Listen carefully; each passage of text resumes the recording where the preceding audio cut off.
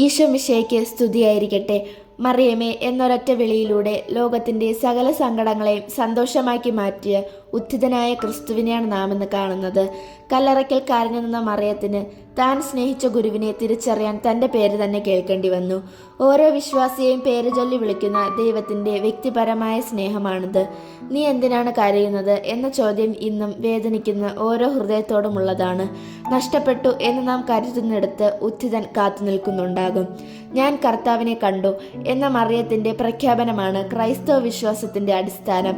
അവളെ ഒരു ദൂതുമായി ശിഷ്യന്മാരുടെ അടുത്തേക്ക് അയച്ചതുപോലെ ഉത്ഥാനത്തിൻ്റെ സന്തോഷം ലോകത്തോട് വിളിച്ചു പറയാൻ നമ്മെയും അവിടുന്ന് അയക്കുന്നു. കണ്ണുനീരിൽ നിന്ന് സാക്ഷ്യത്തിലേക്ക് വളരാൻ ഈ വചനം നമ്മളെ പ്രേരിപ്പിക്കുന്നു.